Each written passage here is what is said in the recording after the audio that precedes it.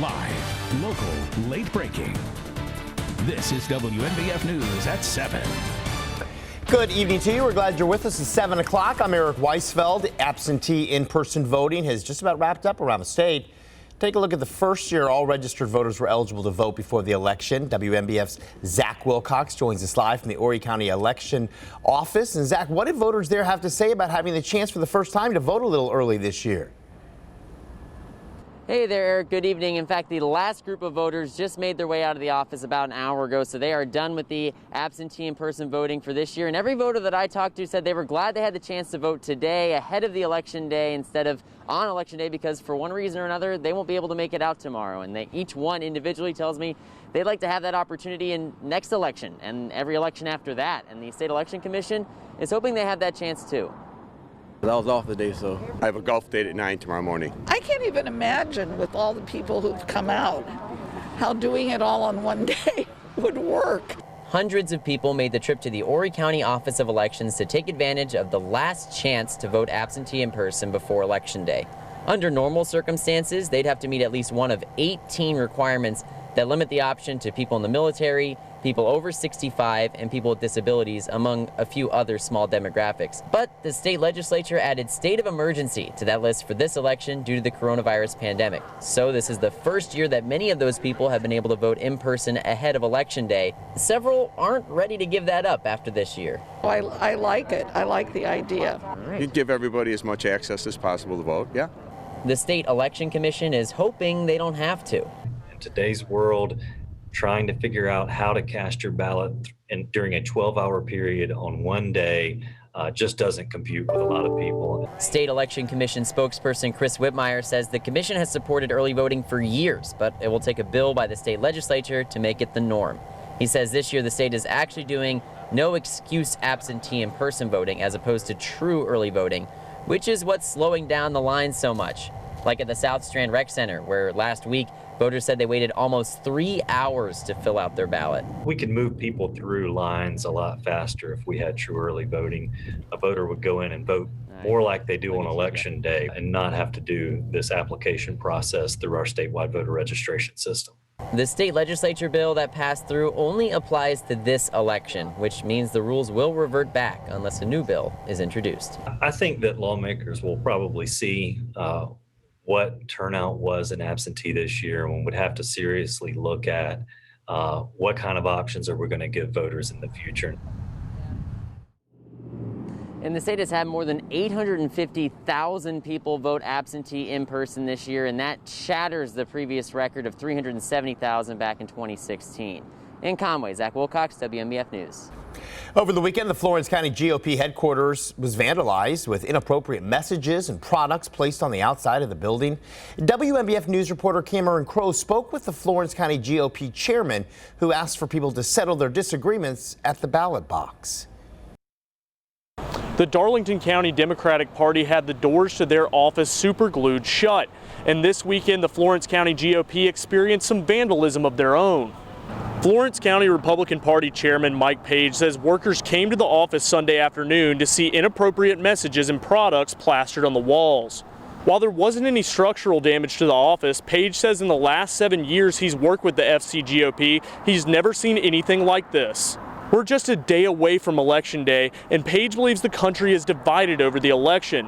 While some may disagree on politics, he says people need to show their disagreements at the ballot box. We don't need to get in anybody's face. We don't need to throw anything at anybody.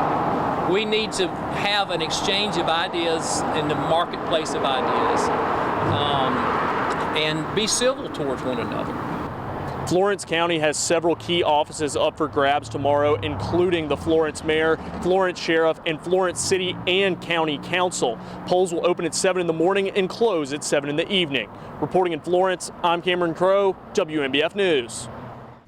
Well, temperatures this evening already dropping their way down into the 40s, and that cool weather continues to just kind of drain its way into our area, setting us up for the chilliest night so far this season and setting up a lot of folks for the first frost of the season as well. Basically, west of the waterway, you are under a frost advisory. East of there, not under a frost advisory because temperatures likely going to hold right around 40 here across the Grand Strand. But once you head just a mile or two inland, that's when we drop into the 30s. Notice 37 in Conway, 36 in Marion, 35 in Florence, Bennettsville tomorrow morning, 34 degrees, and yes, some frosty rooftops to start our election day. Take that jacket if you're going to be standing in line at the polls early tomorrow morning, but by tomorrow afternoon with plenty of sunshine and less wind than what we saw today. We'll watch those temperatures climb to 64 in Myrtle Beach, 65 in Myrtle's Inlet, mid to upper 60s here across the PD. And while we're enjoying the chill around here, Category 4 Hurricane Eta in the Caribbean. I'll have the latest on that and a warming trend here at home coming up.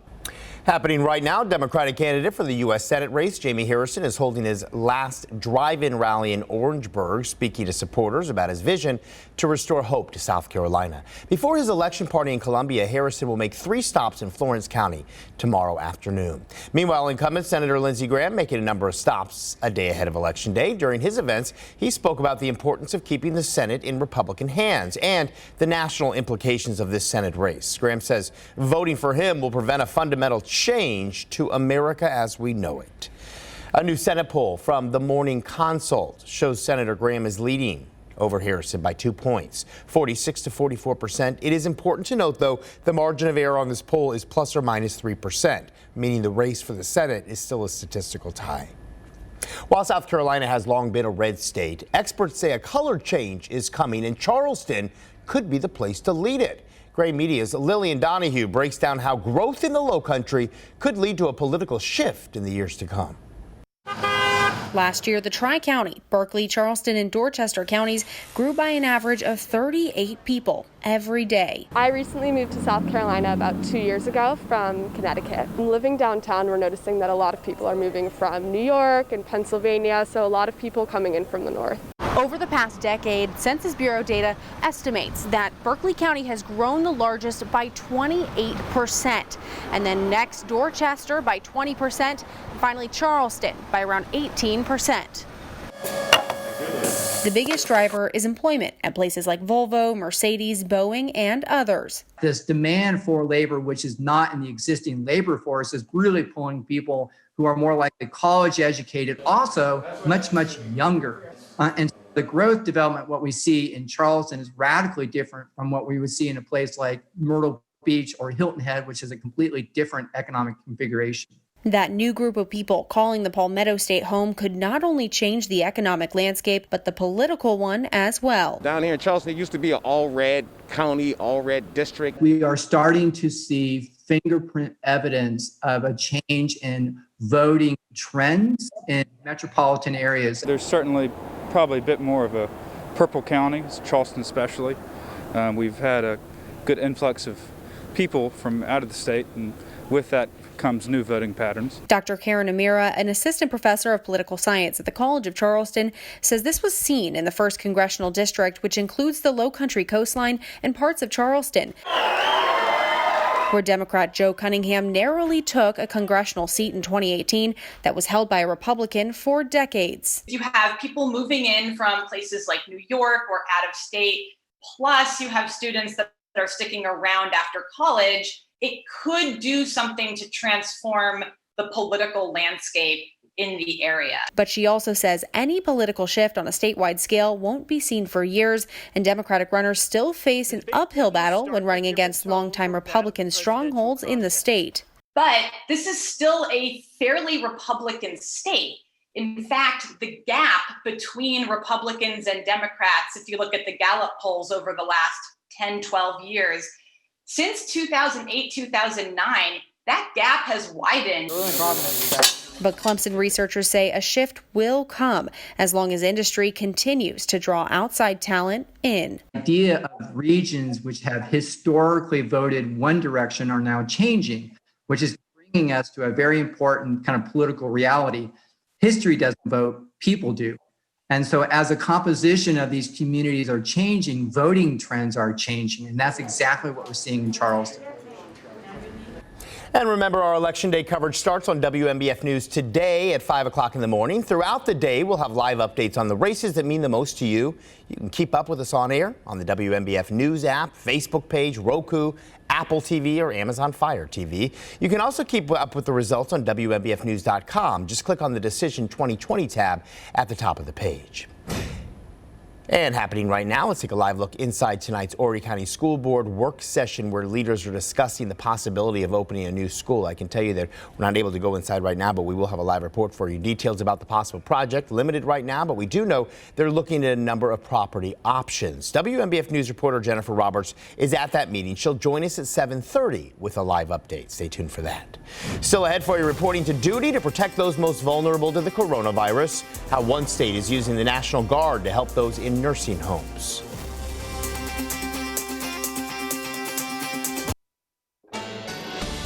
Now, the certified most accurate forecast from First Alert Chief Meteorologist Jamie Arnold.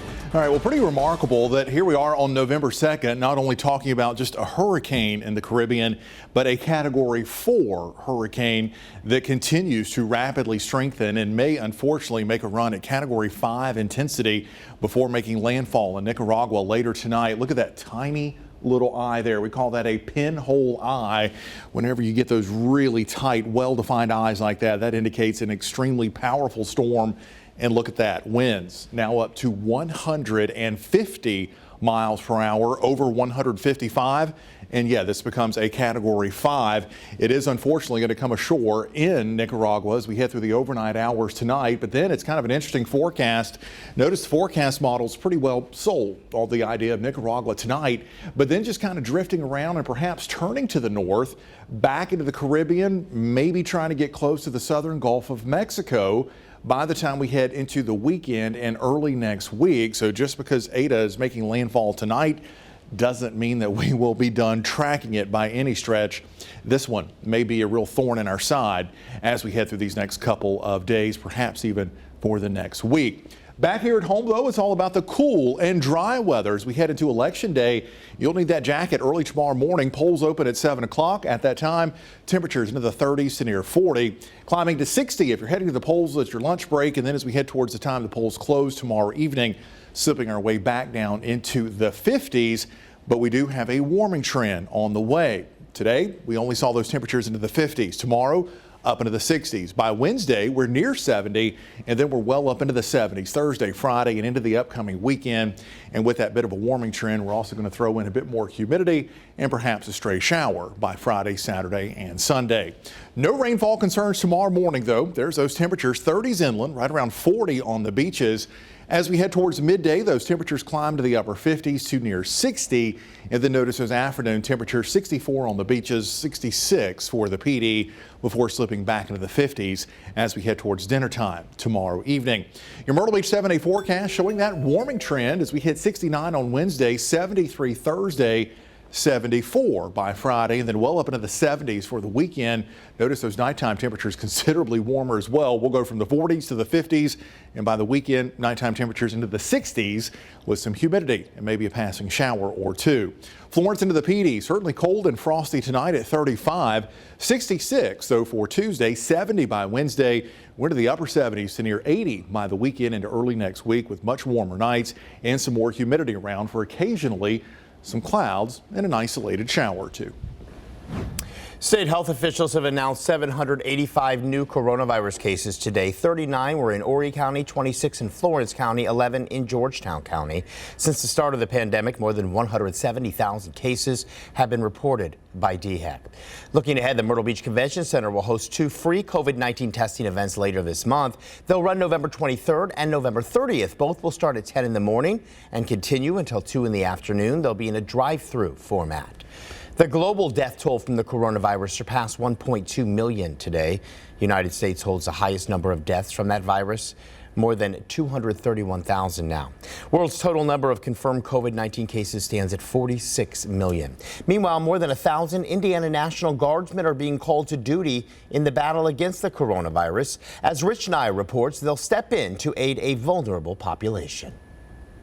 These soldiers face an invisible army on an unusual battlefield. COVID-19 has hastened a lot of deaths in nursing facilities in this Over 400 members of the Indiana National Guard received training Friday at Camp Atterbury.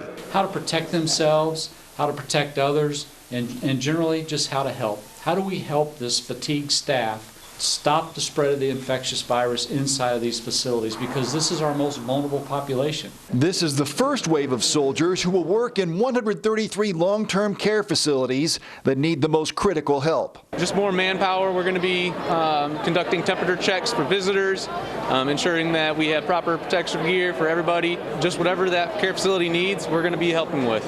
The soldiers will not provide resident care, but will relieve other duties so the staff can focus on care. Many of these young soldiers are training for their very first mission.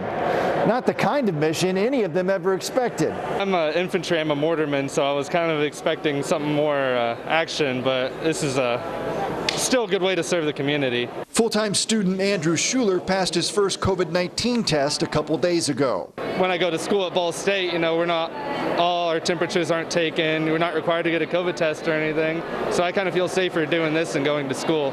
Residents at long-term care facilities account for more than half of Indiana's COVID-19 deaths. It's crazy right now, but keeping people safe from it is a big priority right now. So I'm very honored to be a part of it. Rich Nye with that report. 2 Horry County officers are cleared in a deadly officer-involved shooting happened in July. Reports state the victim, Wade Phillips, who died from his injuries, was, quote, heavily inebriated and made threats against his neighbors, prompting a call to 911. When Horry County officers David Langlace and Trayshawn McQueen arrived, officials say Phillips was carrying a loaded rifle and opened fire. Officers returned fire and killed Phillips. Officials say that all evidence showed the officers returned fire as a last resort and were acting in self-defense. A shrimp boat that disappeared from Murrells Inlet over the weekend has now been found. The boat's owner posted on Facebook yesterday saying the Lila Lee was located. Georgetown County Sheriff's Office says the boat was stolen from the Marlin Quay Marina at South Waccamaw in Murrells Inlet around midnight, October 31st, Halloween night. The owner told authorities all he was able to see on video was one person who appeared to be a man get off another boat and get onto the Lila Lee before driving it from the marina. The report did not list a suspect or an arrest. Politics can be pretty hard to talk about, especially with kids. Next at 7, the steps you can take to help keep them informed.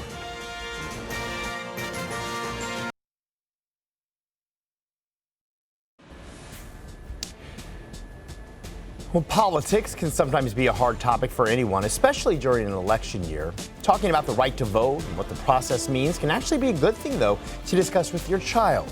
Gray Media's Aisha Tyler explains why.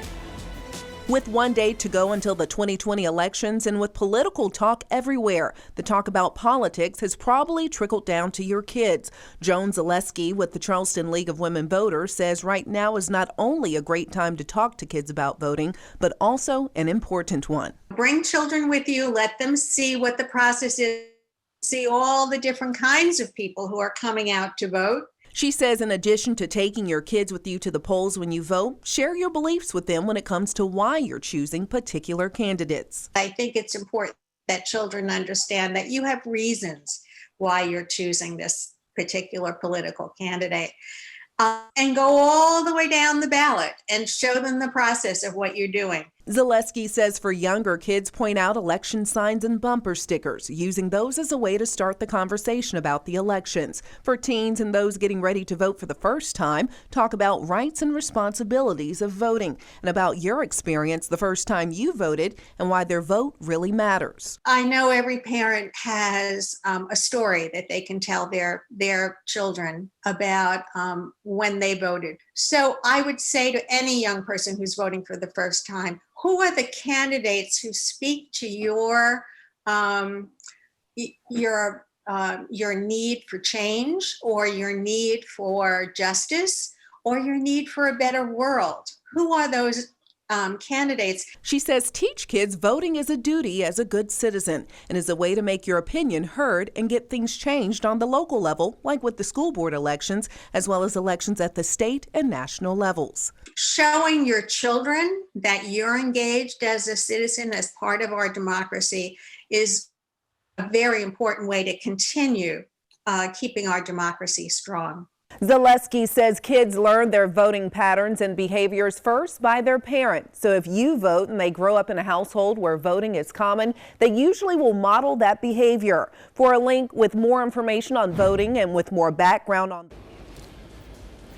Well, temperatures already dropping very quickly out there this evening, down to 45 degrees here in Myrtle Beach, heading into the chilliest night so far this fall season. The rest of your certified most accurate forecast next on WNBF News at 7:30.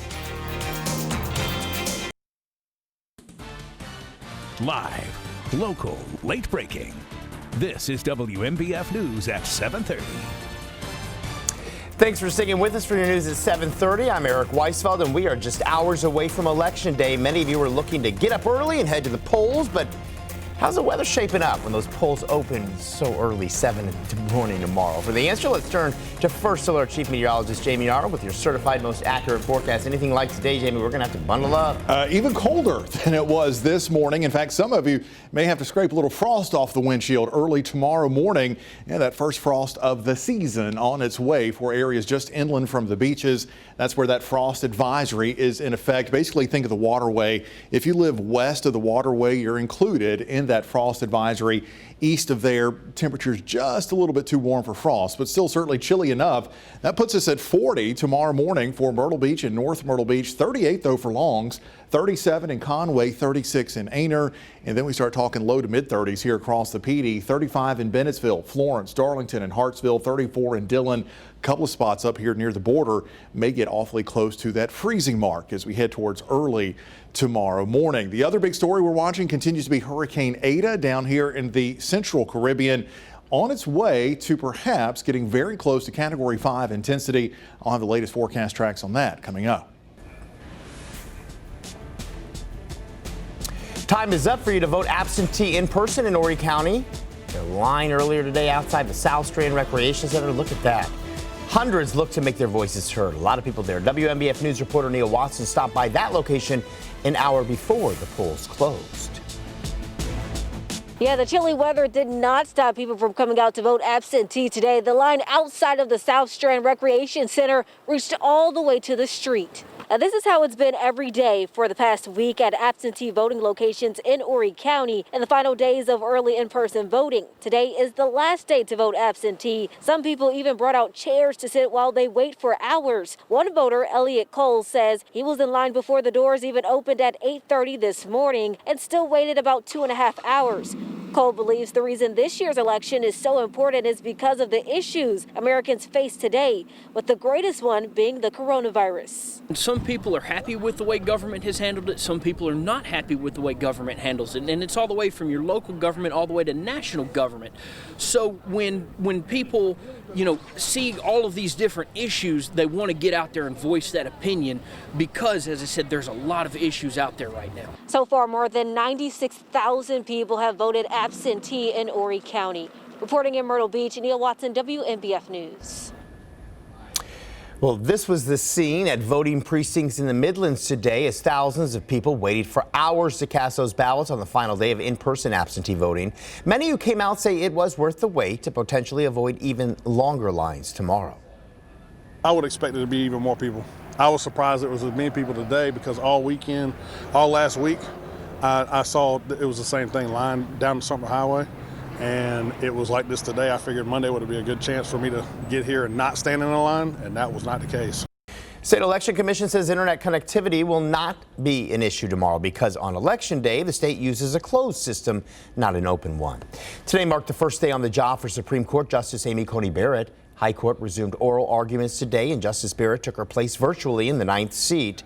On the docket today, a dispute involving the Freedom of Information Act and a case examining disability benefits for railroad employees. This week, Justice Barrett will join her new colleagues in hearing arguments over life sentences for juveniles in Pennsylvania's fight over religious freedoms and LGBTQ rights. And judges ruled in favor of a prominent Black Lives Matter activist. A Louisiana police officer sued to hold DeRay McKesson accountable for injuries the officer received in 2016 when he was hit by a heavy object. McKesson didn't throw the object, and the person who did is still unidentified. The 7-1 decision wiped away a lower court's ruling that allowed the suit to move forward. Justices ruled the case needed more guidance from state courts before important constitutional questions are considered. Justice Amy Coney Barrett did not participate in that case. Your Decision 2020 coverage continues next at 7:30. We're going to take you to the Tar Heel State for a look at the number of absentee ballots cast there and what officials are hoping for heading into Election Day. What states could decide the presidential election? I'll break down what makes a swing state and which ones you should be watching.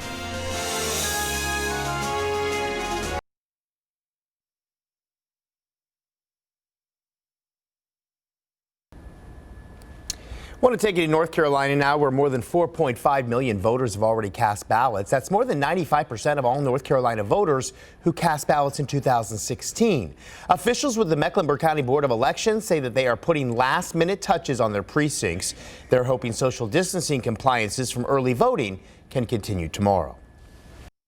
We feel like voters are trying to use a different method of voting than in person on Election Day. I still think we'll have plenty of folks that will show up on Election Day, and we will be able to easily accommodate them, so we'll take those too. Meanwhile, the outcome of the presidential election will likely hinge on a handful of swing states. So which states are we watching, and why do they have that swing status? Washington News Bureau reporter Ted Fioraliso breaks it all down. Before we talk about the states at play this election day, we need to know why states become swing states. I spoke with Professor David Schultz from Hamline University in Minnesota. The percentage of the population that identified as Republican and Democrat was pretty evenly balanced. There were a lot of people who claimed to be undecided voters, and these are centrist states. Schultz is watching 7 states this election day: Arizona, Florida, Michigan, North Carolina, Ohio, Pennsylvania, and Wisconsin. All went for President Trump 4 years ago. Schultz points out the number of swing states doesn't change very often. I'm going to say maybe 1 or 2 at a time, so it's not completely unpredictable. But the states marked as swing do change. It's demographic shifts relative to demographic shifts in other states. Schultz believes reliably red states Arizona, Georgia, and Texas are on the cusp of becoming swing states. I wouldn't say flipping once makes you a swing state. Lots of things can happen, but the fact that, let's say, if Arizona were to go Democrat this time, this certainly means come 2024, that's going to be the center of a lot of campaign activity. Schultz says if Joe Biden wins Texas and its 38 electoral votes, it would be very difficult for President Trump to win re-election. In the Washington News Bureau, I'm Ted Fioraliso. We do have a major development in the last hour. Horry County School District is one step closer to building a new school. The Board of Education just approved the purchase of land for a potential school site. WMBF News reporter Jennifer Roberts joins us now near Conway High School. So Jennifer, how soon until that dirt will start moving on this new school? Eric, the spokesperson for Horry County Schools told me that construction on that proposed new school site wouldn't take place for at least a couple years, but they wanted to make sure the funds were already set aside so when that day comes, the funds would be there. Now, the school district negotiated a contract with Myrtle Beach Farms for the purchase of approximately 35 acres of land in the Carolina Forest area for a proposed school site. The school will be located near Ronald McNair Boulevard in the River Oaks area of Highway 501. Spokesperson for Horry County Schools told me the Carolina Forest area has been growing, and for that reason, they feel another school in that area is needed. The question on some people's minds is how much was this land purchase and where the funds were coming from. The school district explains. We would ask that you consider the purchase of 35 plus or minus acres, also known as the Pine Island Set-Aside Site, in the amount of $1,961,000, or roughly $56,000 an acre.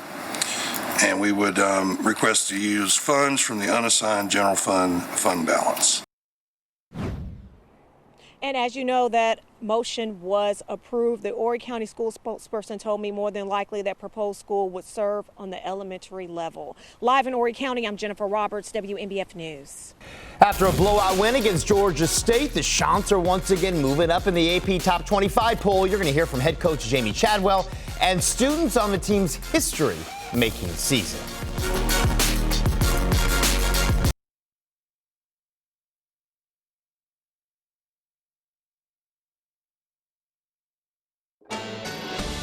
Now, the certified most accurate forecast from First Alert Chief Meteorologist Jamie Arnold. Another look at those chilly temperatures heading out the door tomorrow morning. It is certainly going to be quite cold if you're going to be lining up at your polling place early tomorrow. We're talking low to mid 30s here across the PD, upper 30s to right around 40 across the Grand Strand. And again, west of the waterway, that's where we're going to have the best opportunity for some patchy frost on the rooftops and windshields early tomorrow morning. But a pretty decent turnaround tomorrow afternoon as we'll rebound those temperatures back in the low to mid 60s with sunny skies and a lot less wind than what we had to deal with out there today. So that'll certainly make it feel a bit better. And tomorrow is day one of a warming trend. Notice after the 50s today, 60s tomorrow, near 70 by Wednesday, and then well up into the 70s for the end of the week into the upcoming weekend. And with that warmth, we also start to bring back a bit more humidity and an isolated shower chance, but no real big weather makers heading at us anytime soon. Speaking of big weather maker, though, Ada continuing to intensify again, 150 mile per hour winds right now, 5 miles per hour shy of becoming a Category 5 hurricane. This is the coastline of Nicaragua, and it does look like Ada will be coming on shore as we head into the overnight hours tonight, and it's breaking records. 12 hurricanes so far the 2020 season. We've only seen that happen 3 other years, 1969, 2005, and 2010. Ada is also the 3rd major hurricane that we've seen since October 1st. That's the first time ever we've seen that happen. And unfortunately, again, for Nicaragua, a devastating blow overnight tonight, maybe 35 inches of rain in some areas and a storm surge that could reach 12 to 18 feet. There's the track, and here's what gets interesting. May actually pull back out into the Caribbean by the time we head towards the end of the week. Look at the European forecast model. Look at the date. We're talking about the middle of next week. We may still be talking about Ada as a hurricane in the Caribbean. Back here at home, though, thankfully our weather a whole lot quieter. 64 for your election day with plenty of sunshine. We'll keep the sunshine going Wednesday into Thursday, but we also start warming up the daytime temperatures into the 70s. Nighttime temperatures warm all the way into the 60s by the end of the week with an isolated shower or two possible. And for Florence into the PD, 35 tonight, up to 66 though for tomorrow afternoon, 70 by Wednesday. By the weekend, we're flirting with 80 with a 20% chance of a couple of showers.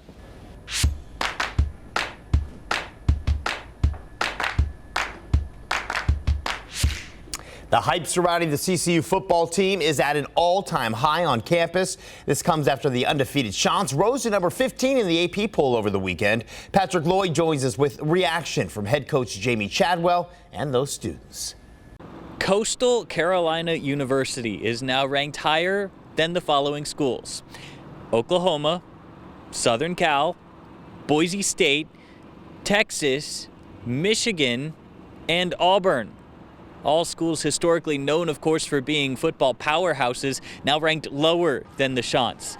And all the hype around campus is about the football team. I talked with students today who say they're just so pumped to see the team doing so well this year. An unprecedented 6-0 start, bowl eligible for the first time in school history. Just amazing stuff these guys are up to here in Conway, putting their name on the map. ESPN's College Game Day even did a big feature story on the team over the weekend. Head coach Jamie Chadwell says the players think it's nice to finally get a nice win streak along with some national attention after years of being in the shadows. I think they're actually enjoying it. And I think when you get told for so long you're not very good, you take that personal. And I think our guys are appreciative of attention that we're getting, being ranked, et cetera. But they set their mind they want to accomplish something, and I think that's where they're at right now. With the Chants now ranked 15th, that is the highest for any Sun Belt school in history. Next up for the Chants is South Alabama at home, once again in the primetime national spotlight. It'll be broadcast at 8 o'clock on ESPNU. Reporting in Conway, Patrick Lloyd, WMBF News. 2 Myrtle Beach parks are set to get new playground equipment this fall. Chapin Park and Gardens by the Sea Park will receive the new pieces in the coming weeks. Crews will start removing the existing equipment at Chapin Park this Wednesday and at Gardens by the Sea Park next Thursday. Both playgrounds will be closed until that new equipment is installed and inspected. We have an update on the construction on the Surfside Beach Pier. Town's Mayor Bob Hellyer expects it to begin next month. He says the contract is being finalized and work could begin within the next 30 days. That pier was destroyed during Hurricane Matthew back in 2016. Now, in order to receive $9 million for the project from FEMA, the pier needs to be completed by June 30th of 2021. New tonight, the Department of Veterans Affairs is making it easier for you veterans to get reimbursed for traveling to and from your medical appointments. The VA in downtown Charleston is using a new system to allow you to submit and track claims online. This means you'll no longer need to complete a hard copy of your reimbursement claim. This is for eligible veterans and beneficiaries. More in your consumer news tonight. Airlines are resorting to a new strategy to navigate the collapse in air travel amid the coronavirus. The Wall Street Journal reports that Alaska Airlines runs sales this summer, offering an entire row for the price of just one ticket. And European carrier Ryanair offered 2-for-1 specials. Analysts say the priority aims to drop prices low enough so airlines can break even. Next at 7:30, creating a forever home for those in foster care. You're going to meet the single father who adopted not 1, not 2, not 3, not 4, but 5 children.